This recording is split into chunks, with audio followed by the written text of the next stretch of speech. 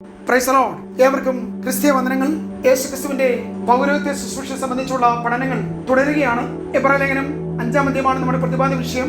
ഏത് മഹാപുരോഹിതനും എന്ന് നാം അവിടെ വായിക്കുമ്പോൾ കാണുന്നു, പൗരോഹിത്യത്തിന് 2 യോഗ്യതകൾ ആവശ്യമാണ്. ഒന്ന്, മനസ്സലിവും ക്ഷമയും ശാന്തതയും ഉള്ളവനായി അറിവില്ലാത്തവരോടും മനഃപൂർവ്വമല്ലാതെ പാപം ചെയ്യുന്നവരും ബലഹീനരായവരോട് സഹതാപമുള്ളവൻ ആയിരിക്കണം. 2, ദൈവത്താൽ നിയമിക്കപ്പെട്ടവൻ ആയിരിക്കണം. ഈ 2 യോഗ്യതകളും തികഞ്ഞവനായിരുന്നു കർത്താവായ യേശു ക്രിസ്തു. നാം കഴിഞ്ഞ ദിവസങ്ങളിൽ ഇത് പഠിച്ചു. അപ്പോൾ തന്നെ യേശു പുത്രനുമാണ്. യേശുവിനെ മഹാപുരോഹിതനാക്കി വെച്ചു എന്നുള്ള വിഷയവും നാം ചിന്തിച്ചു കഴിഞ്ഞു. ഒരിക്കലും യഹൂദന്മാർക്ക് അവർ കാത്തിരിക്കുന്ന വാഗ്ദത്ത മശിഹ അവരുടെ മഹാപുരോഹിതനാണെന്നുള്ള ആശയം എബ്രായ വിശ്വാസികൾക്ക് ഒരിക്കലും ചിന്തിക്കുവാനോ പൂർണ്ണമായി അംഗീകരിക്കുവാനോ കഴിയുന്നതല്ല. ഇവിടെ നാം നേരത്തെ ചിന്തിച്ചതുപോലെ അഹരോനീയ മഹാപുരോഹിതന്മാരുടെ 2 യോഗ്യതകളും യേശുക്രിസ്തുവിനുണ്ടെന്നും ദൈവമാണ് യേശുവിനെ മഹാപുരോഹിതനാക്കിയതെന്നും സങ്കീർത്തനങ്ങൾ 2:7 110:4 പഴയ നിയമ തിരുവെഴുത്തുകളിലെ 2 ഉദ്ധരണികൾ സ്ഥാപിച്ചുകൊണ്ട് ഇവിടെ എഴുത്തുകാരൻ യേശുവിന്റെ മഹാപൗരോഹിത്യത്തെ ഉറപ്പിക്കുകയാണ്. എബ്രായ ലേഖനം 1:5 യേശുവിനെ പുത്രൻ എന്ന് പ്രഖ്യാപിച്ച ദൈവം മത്തായി സുവിശേഷം 3:17 17:5 12:17 ഈ ഭാഗങ്ങളൊക്കെ യേശു ദൈവപുത്രൻ എന്ന് നാം കാണുന്നു. അപ്പോൾ തന്നെ യേശുവിനെ മഹാപുരോഹിതനായി എബ്രായ ലേഖനം പ്രഖ്യാപിക്കുന്നു. മഹാപുരോഹിതനാകുവാനുള്ള മഹത്വം എന്നതിന് മൂലഭാഷയിൽ ഡോക്സ എന്നൊരു പ്രയോഗമാണ് കാണുന്നത്. അടുത്തത് ഞാൻ നിന്നെ എന്നതിന് മൂലഭാഷയിൽ എഗോ എന്നൊരു വാക്ക് ഉപയോഗിച്ചിരിക്കുന്നതായിട്ടും കാണാം. ആദ്യത്തെ വാക്കിന്റെ അർത്ഥം മഹത്വം എന്നുണ്ടെങ്കിലും വേറെയും അർത്ഥമുള്ള വാക്കാണിത്. പുകഴ്ത്തുക, ഉയർത്തുക, തേജസ്കരിക്കുക എന്നൊക്കെയാണ് ഒന്നാമത്തെ വാക്കിന്റെ അർത്ഥം. 2ാമത്തെ വാക്കിന്റെ അർത്ഥം ഉത്തമ പുരുഷൻ എന്നാണ്.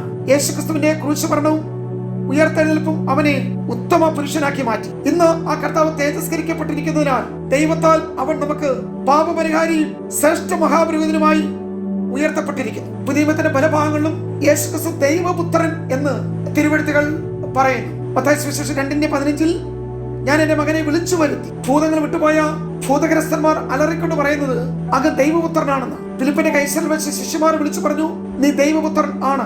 മറുമലയിൽ ദൈവ ശിഷ്യന്മാരോട് സ്വർഗത്തിൽ നിന്ന് അരുളി ചെയ്തത് ഇവൻ എന്റെ പ്രിയപുത്രനാണ്. ദൂതൻ മറിയോട് പറഞ്ഞതും ഉത്ഭവിക്കുന്ന ശിശു ദൈവപുത്രൻ എന്ന് വിളിക്കപ്പെടുമെന്നാണ്.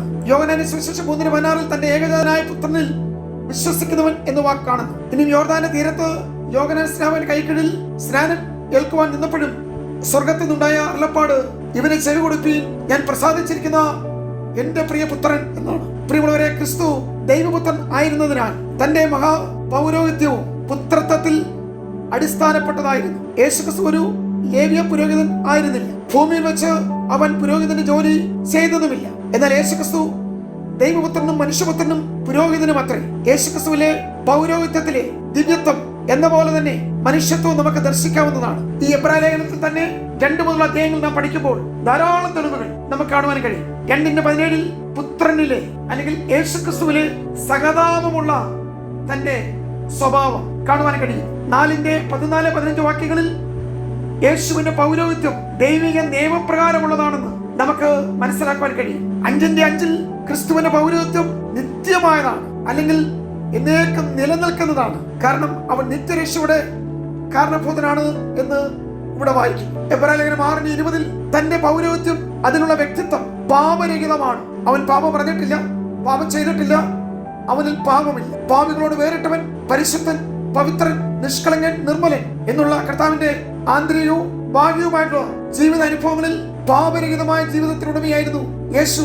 തന്റെ പൗരോഹിത്യത്തിന്റെ വ്യക്തിത്വം അത് സൂചിപ്പിക്കും. എബ്രായ ലേഖനം 7:26 ഉയർത്തപ്പെട്ട പൗരോഹിത്യം. കാരണം ഇവിടെ യാഗവും യാഗവസ്തുവും യാഗപീഠവും യാഗാർപ്പകനും ഒരാളായി മാറുന്നു.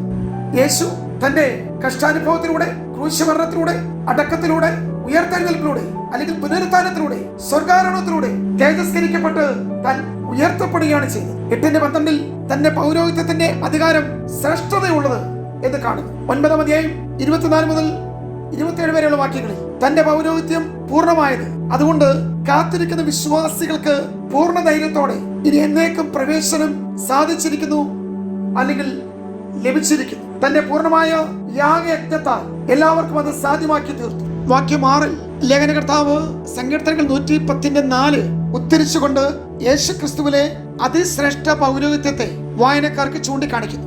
എബ്രായ വിശ്വാസികൾക്ക് അഹരോന്യ ക്രമത്തിലുള്ള മഹാപുരോഹിതനെ കുറിച്ച് വളരെ വ്യക്തമായി അറിയാം. എന്നാൽ മൽക്കീസേദെക്കിന്റെ ക്രമം എന്നും ഇവിടെ പറയുന്നതിന്റെ അർത്ഥം വളരെ വിശാലമാണ്. യേശു പഴയ നിയമത്തിന്റെ ലേവ്യ പൗരോഹിത്യത്തിന്റെ പിന്തുടർച്ചയല്ല, അഹരോന്റെ ക്രമത്തിലുള്ള മഹാപുരോഹിതനല്ല, പിന്നെയോ മൽക്കീസേദെക്കിന്റെ ക്രമപ്രകാരമുള്ള നിത്യപുരോഹിതനാണ് എന്നിവിടെ ഉറപ്പിച്ച് പറയുന്നു. യേശുക്രിസ്തുവിലെ പൗരോഹിത്യം അഹരോനോടല്ല, മൽക്കീസേദെക്കിനോട് താരതമ്യപ്പെടുത്തിയാണ് പറഞ്ഞിരിക്കുന്നത്. അതായത് യേശുക്രിസ്തുവിലെ പൗരോഹിത്യം നിങ്ങളിപ്പോൾ ധരിച്ചിരിക്കുന്ന പോലെ അഹരോന്യ പൗരോഹിത്യത്തെക്കാൾ ശ്രേഷ്ഠമേറിയതെന്ന് തെളിയിക്കുകയാണ് ഇവിടെ ചെയ്യുന്നത്. ഈ പഠനം ഒരു വലിയ വിശാലമേറിയൊരു മേഖലയാണ്. മൽക്കീസേദെക്കിന്റെ ക്രമം എന്നിവിടെ പറഞ്ഞതിന് ശേഷം 7, 8, 9, 10 അധ്യായങ്ങളിൽ വളരെ സവിസ്തരം അപ്പോസ്തലൻ ഇതിന്റെ വിവരണങ്ങൾ നൽകിയിരിക്കുന്നു. മൽക്കീസേദെക്ക് അത്യുന്നത സ്ഥാനം വഹിക്കുന്നവനാണ്. അവന്റെ ആരംഭവും അവസാനവും പറഞ്ഞിട്ടില്ല. ലേവ്യ പൗരോഹിത്യത്തിന് പൂർണ്ണതയില്ല.